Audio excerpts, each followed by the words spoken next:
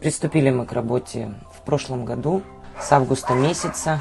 С 19 августа у нас появился контракт муниципальный на обслуживание, получается, вот этого питомника. Это не приют, хочу подчеркнуть, да, для многих жителей. Некоторые думают, что это приют, собаки содержатся здесь пожизненно.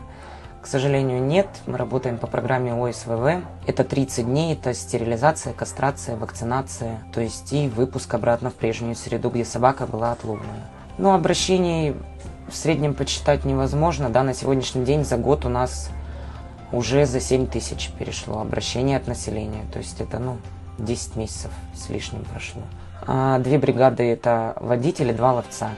Водители также оснащены навыками ловли, то есть водители помогают 2 ловцам, и бригада фактически состоит из 3 человек.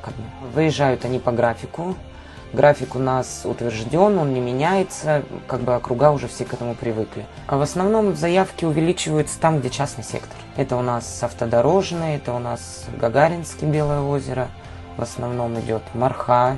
Прям лидирует по всем показателям, потому что там в основном частный сектор, промышленный округ, а остальные вроде скажем так, в нормальном рабочем порядке, поменьше.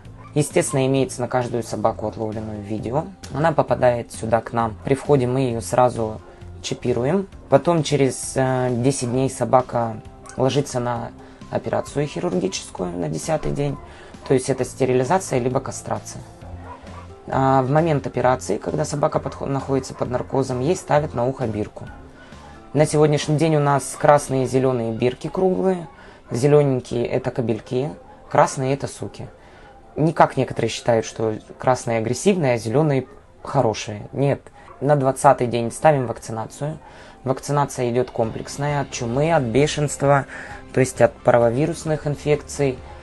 Целый комплекс в этой вакцине. Ставится вакцинация, 10 дней собака сидит.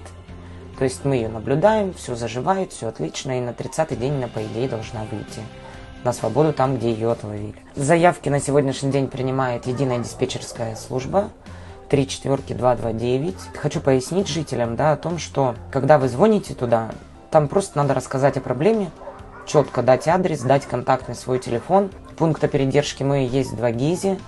То есть, если есть возможность, можно писать на WhatsApp и даже отправлять фотографию той собаки, которую действительно нужно изловить. Если вдруг все-таки такое возможно, попадаются собаки, которые кидаются. Часто очень это частный сектор, собачки на самовыгуле. Ситуации бывают всякие, Я, конечно, рекомендовала бы не кричать, не орать, потому что тем самым они вводят в ступор собаку, и он начинает точно так же бояться, и от этой боязни может произойти что угодно. Постараться как-то спокойно отойти и, конечно, обязательно не поворачиваться спиной к собаке. И все-таки с детства надо прививать нашим детям о том, что это животные, и если вспомнить небольшую историю, чуть раньше, они жизни спасали. Они очень много помогают, и сейчас помогают. Есть же собаки и поводыри, и есть собаки-поисковики, которые реально спасают жизни людские. И немножко, если об этом подумать, надо пожалеть их.